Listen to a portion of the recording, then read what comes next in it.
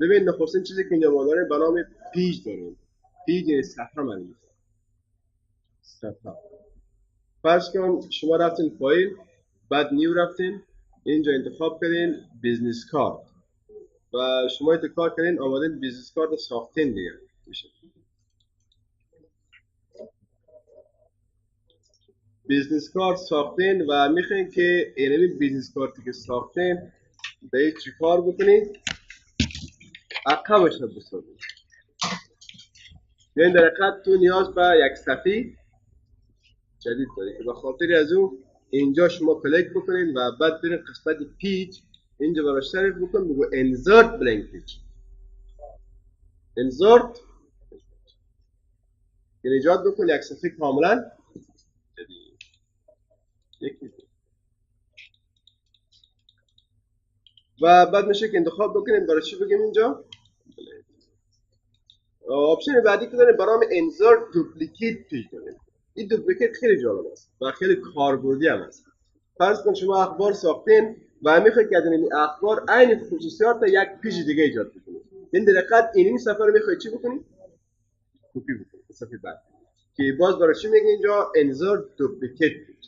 دوپلیکیت هم شکل گرفتن معنی هم نحو گرفتن معنی. این به معنی که از این صفحه براش یک هم شکل میده. برای یک صفحه داریم نی کلیک بکن اینجا به براش تعریف بکن انزرت دوپلیکیت یکی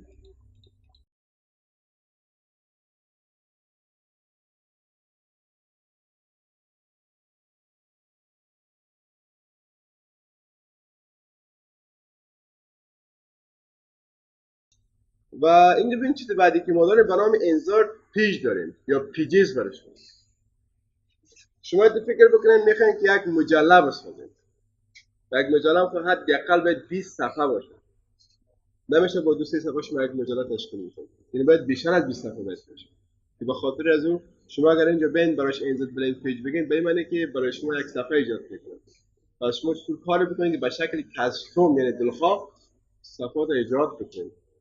ببین اولا من میرم فایل و بعد نیو نیم اینجا قسمت مور سایز است نی کلیک میکنم و می سایز خود ماجرا معمولا A4 میباشه. A4 انتخاب و بعد برای چی میگیم اینجا کرییت. وقتی کرییت کردم ببین که یک صفحه ایجاد شد. اما هدف کلی ما چی بوده اینجا؟ ساخت یک مجله است. گفتیم یک مجله با یک 2-3 صفحه نمیشه که حداقل به چند صفحه باشه؟ 20 صفحه باشه. که به خاطر از میریم انزرت میریم و بعد پیج نیم اینجا باش تعریف میکنیم انزرت پیجز. انزرت پیجز یعنی ایجاد بکن صفحه ها. وقتی بالا از کلیک کردی خب چند صفحه میگم که 20 صفحه. 20 صفحه. خب وقتی که تو 20 صفحه میگه ایجاد میکنی میخوای افتر یا بیفور یعنی پیش از ایجاد بکن یا بعد از این. اما بهتر است که شما گزینه انتخاب بکن افتر کرنت پیج انتخاب بکن و بعدم برای چی بود اینجا ببینید که یک صفحه است و بیار پایین چند صفحه شد یک از قبل بود دیگه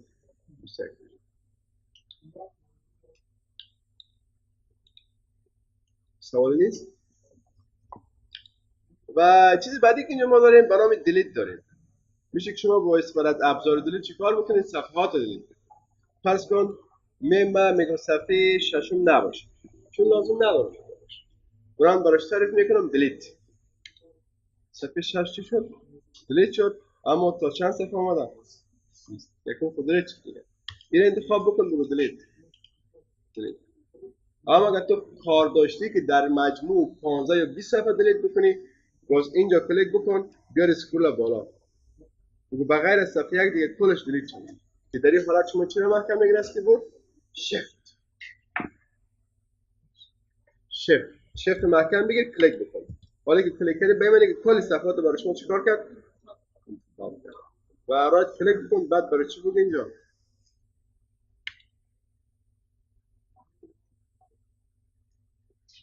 شما دیلیت. دوباره میریم قسمت اینزرت پیج میریم پس برای چند تعریف میکنیم 20 بعد اوکی میکنیم. فکر بکنیم 20 صفحه است میاد. ممکن برای شما لازم نباشه که کلا چی بکنین دلیت بکنین و میخوای که از این 20 صفحه فقط صفحه پنجم، هشتم، نهم، دهم چی بکنین دلیت بکنین که باز به خاطر از شما باز کنترل میگیرید. فرض کن صفحه چندم گفتیم پنجم کنترل محکم بگی، دیگه کدام صفحه هفتم کنترل محکم بگی و صفحه بعدی هم که 11 بعدش هم که کنترل محکم بگی با چی شما بتین 16 و بعدش هم که 21. حالا اگر اینجا ببینید یعنی این صفحاتی که تو کنترل و تصویر کردی در حقیقت اونا چی شدن و بعد کلیک بکن اینجا برای چی بکن بعد برید. خب رایت کلیک میکنیم و چیز جالبتری که اینجا داریم موو داریم، یعنی تقلیل معنی. اگر شما بخواید که یک پیچ و پیچ دیگه انتقال بدین برای چی استفاده میکنین موو استفاده. ببین در کدام حالت برای شما موو لازم میشه. فرض کن که ما در صفحه چندم هستیم اول و یا صفحه چندمی بودن، یعنی بمونه که شما در صفحه اول و دوم کاور یا پوش خود مجلد رو چیکار کنین زنگ و بعد متوجه میشه میگه این صفحه دوم میگه باید در کدام جا بمونه در آخر صفحه باید بیاد که به خاطر از دو روش وجود داره. روش اولی که روش تکنیکی است که شما بالا خود از کلیک بکنید و بعد بالا چی کلیک بکن گزینه موو،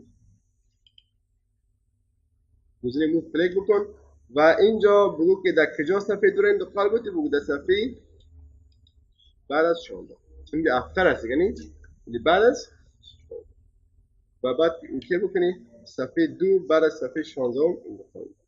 ببینید اینجا به خاطر چون معلوم نمیشه که ما کدام تکست درج نکرده بودیم، اگر یک محتوی داخلش می بود حتما 100% مشخص میشه. یک روش بعدی چیست که شما بالای نمی کلیک بکنین با استفاده از نمی بیارین پایین که آوردین و بعد چی بکن بگو اینجا بگذارش. ببین که این چی میکنه بعد داره جواجش میده. این دو روش. خب چیز بعدی که داریم با نام رنیم داریم و رنیم هم که در حقیقت برای شما تغییر نام میده. خود پیجای شما را میشه که اینجا بیار نامش تغییر بده بگو با نام فرست، یعنی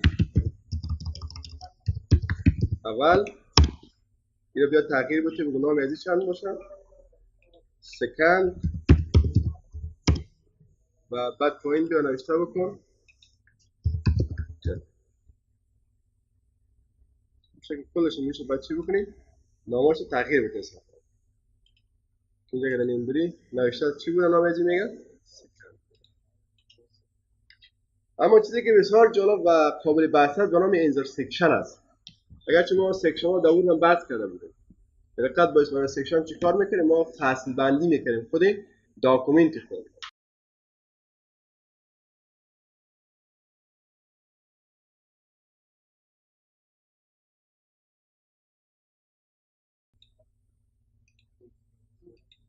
این صفحه چی شد پوش و یا هم که محتویاتی که مربوط به اون پوش میشه پایین میم بعد اینجا هم سکشن چی میکنیم بعد تغییر میکنیم. سکشن چند تا شد مگم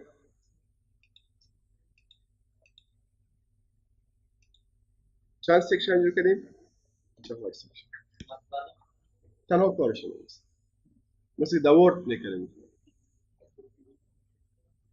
گروپ A و B C می ساختیم نی کلمات عین کاره میکنیم و این برای شما خیلی بلد میفته دیزاین. فرض کنید یک سکشن پوش باشه و سکشن بعدی هم میگیم محتویات باشه. هر سکشن که تو باز بکنی محتویات از اون میتونی به شکل کلی چی بکنی بخونی. خیلی راحت است. خب و میشه که بعد چی بکنین نخواستین هم میشه که انتخاب یه بود اینجا سکشن اما چیز بعدی که ما داریم برای پیج نمبر شده. یعنی میشه که شما با پیج نمبر چی کار بکنین این صفحات در کل شماره گذاری بکنین. اینجا چی میگه میگه top left top center top right bottom left bottom center bottom right میگه منظورش نیست که میگه در بالا طرف چپ باشه بالا مرکز باشه بالا که راست باشه پایین چپ باشه پایین مرکز باشه که پایین راست باشه. میشه که شما یک ادوار انتخاب بکنین وقتی انتخاب کردین از کیبورد کنترل محکم بگی، بازم چی بکن؟ بنمی اسکرول پایین بالا کنی، بعد چی میکنه سفر برای شما؟ کارت بزرگ میکنه دیگه. اینجا ببین شماره چند گذاشته برای شما؟ چون صفحه اول از دیگه. شماره چند شد؟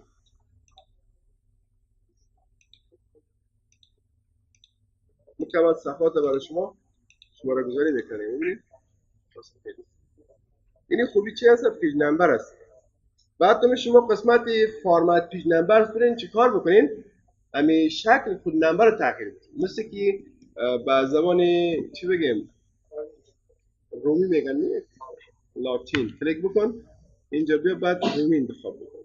اوکی بگو با ایکس شد.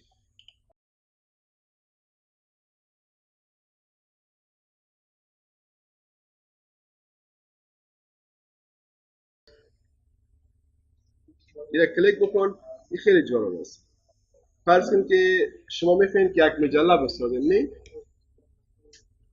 ببین شما میخواین که یک مجله بسازین و در مجله اول چیکار میکنین؟ پوش مستقل میسین. پوش شد و بعد از اینکه پوش ساختین من چیکار میکنین؟ دو ورقه میخوای چند ورق بسازی؟ یعنی بمانه که دو ورق، فکر بکن که یعنی چی بوده؟ یک ورق است و میخوای که همطوری یک ورق دو ورق در چی بیاری؟ در یک دراونگری ها. وقتی که دیزاین کردی هر دو چند ورق باشه؟ دو ورق باشه. که برای چی استفاده میکنین؟ اینجا مین برای چی میگن در قسمت؟ مین میگه ویو تو پیج. اگر وان بگی بعد یک صفحه، دو بگی برای دو صفحه نمایش. اینجا اگر متوجه باشین که اینجا شماره گذاری میکنه برای شما. نوشته 4 و 5. ببینید که 4 و 5 صفحه میگه هر دوش در یک ویو نمایش میکنه. با اینجا انتخاب بکن و شفت از کیبورد به کلیک بکن. کلیک کردی بعد رایت کلیک بکن. اینجا برای چی بگو؟ کل صفحات بعد برایش مدیریت میکنم. باقی میشه که